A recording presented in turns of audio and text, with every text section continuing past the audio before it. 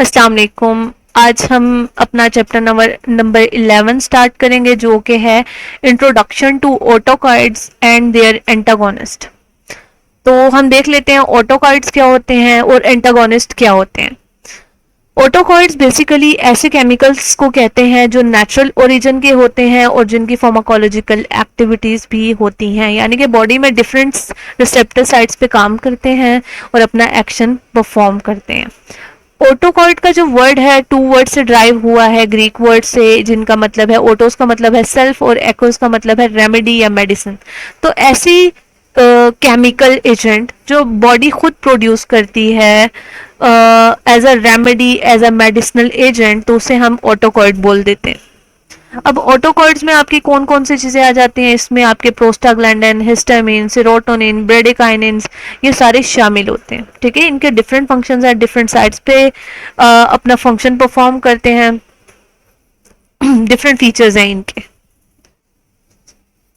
और आप ऐसे समझ लें कि ये जो ऑटोकॉइड्स होते हैं ये लोकल हार्मोन्स की तरह काम करते हैं। ठीक है, रिलीज होंगे, अपने रिसेप्टर्स पे बाइंड करेंगे और अपना इफेक्ट प्रोड्यूस करेंगे। सबसे पहले आपका आ जाता है प्रोस्टाग्लैंडिन। ठीक है, प्रोस्टाग्लैंडिन जो होते हैं वो अनसेचुरेटेड फैटी एसिड डेरिवेटिव्स होते हैं। ये आपकी बॉडी खुद भी सिंथेटाइज करती है। ठीक है, अगर हम थेराप्यूटिक यूजेस की बात करें, जब हम थेराप्यूटिक यूजेस की बात करते हैं तो हम इसकी आर्टिफिशियल फॉर्म्स को भी डिस्कस कर रहे होते हैं उस टाइम। तो ये जो प्रोस्टाग्लैंडिन्स हैं ये बेसिकली आपके अबॉर्टिफिशेंट के तौर पे यूज करते हैं, यानी कि अबॉर्शंस वगैरह के लिए यूज किए जाते हैं। अब ये हमने प्रीवियस एक चैप्टर में भी डिस्कस किया था कि जो प्रोस्टाग्लैंडिन्स होते हैं, जिसमें आपका जो प्रोस्टाग्लैंडिन एनालॉग हम मीजोप्रोस्टोल यूज करते हैं आर्टिफिशियली, तो वो बेसिकली यूट्राइन मसल की कॉन्ट्रैक्शंस करवाता है। जब वो यूट्राइन मसल्स की कॉन्ट्रैक्शन करवाता है तो वो फिर अबॉर्शन करवा देता है। तो प्रेगनेंसी में ये कॉन्ट्रा इंडिकेटेड होता है। ठीक है, उसमें नहीं देना चाहिए। अच्छा, उसके अलावा अगर हम प्रोस्टाग्लैंडिन के यूजेस देखें नेचुरली, तो ये इनके डिफरेंट यूजेस हैं, जिनमें ये जिनमें हमने मीजोप्रोस्टोल को भी डिस्कस किया था कि पेप्टिक अल्सर वगैरह में भी यूज की जाती है। ये क्या करती है कि ये वहाँ पर म्यूकस मेम्ब्रेन की प्रोटेक्शन करती है और गैस्ट्रिक एसिड सिक्रीशन को इनहिबिट करती है। ठीक है, तो वैसे ये आपकी जो है इसका पॉजिटिव इफेक्ट भी बहुत अच्छा रहता है। इसीलिए मैंने आपको बताया था कि मार्केट में कुछ प्रोडक्ट्स आपके आते हैं जैसे रोटेक वगैरह, वो डाइक्लोफेनिक और मिजोप्रोस्टोल का कॉम्बिनेशन होती है। और वो जो ड्रग्स हैं वो क्यों इस तरह दी जाती हैं, ताकि अगर आपको जब आप पेन किलर लेते हैं तो पेन किलर्स मोस्टली आपके जो है ये म्यूकोजा में म्यूकोजल डैमेज कॉज करती हैं और जो एसिड की सिक्रीशन है उसे इंक्रीज कर देती हैं। तो फिर जब मिजोप्रोस्टोल और उसका कॉम्बिनेशन होता है तो मिजोप्रोस्टोल बेसिकली प्रोटेक्ट करती है आपकी म्यूकस मेम्ब्रेन को और सिक्रीशन को भी ज़्यादा नहीं होने देती। तो आपकी जो एनसेड्स हैं उनसे ज़्यादा साइड इफेक्ट प्रोड्यूस नहीं होते। ठीक है, हिस्टामिन आ जाता है नेक्स्ट आपका ऑटोकॉइड, जो कि आपका जिसके बहुत वाइड वैरायटी ऑफ एक्शंस हैं।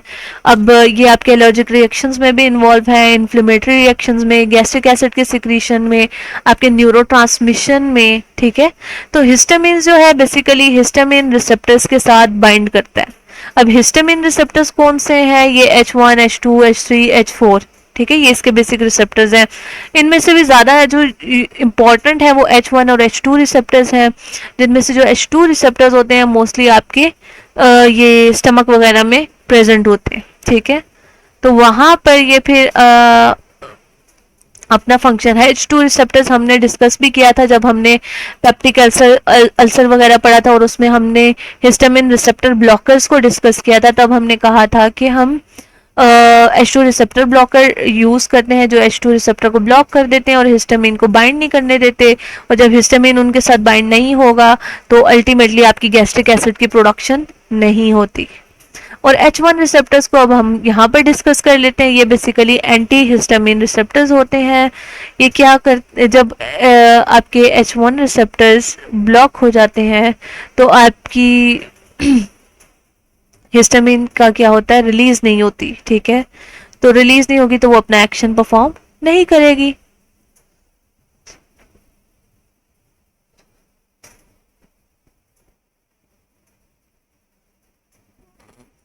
अब जब हम बात करते हैं ना आपके किसकी, हिस्टामिन जो है बेसिकली आपकी कहाँ बाइंड करेगी, ये हिस्टामिन रिसेप्टर्स पे।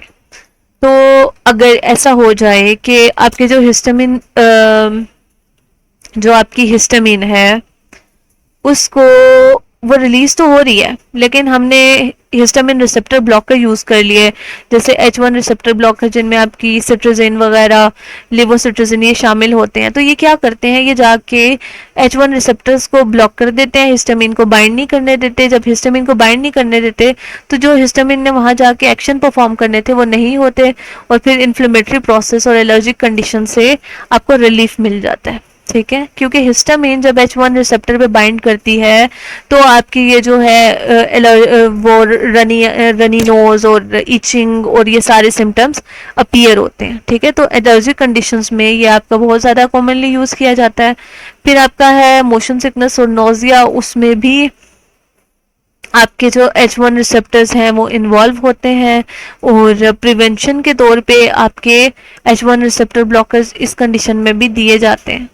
उसके बाद आपका आ जाता है सोमनिफिशेंट। ठीक है, तो अगर किसी पेशेंट को इंसोमनिया वगैरह हो गया यानी कि नींद नहीं आ रही, तो आपके ये जो हिस्टामिन रिसेप्टर ब्लॉकर होते हैं ये नींद भी प्रोड्यूस करने में रोल प्ले करते हैं, क्योंकि जब हिस्टामिन का लेवल ज़्यादा हो जाता है ना बॉडी में तो नींद नहीं प्रोड्यूस होती। ठीक है, लेस नींद आपको आना कम हो जाती है। ठीक है, तो इन दिस वे जो एंटी हिस्टामिन्स होंगी वो आपकी नींद प्रोड्यूस करेंगी और वो इंसोम्निया में यूज की जाती हैं।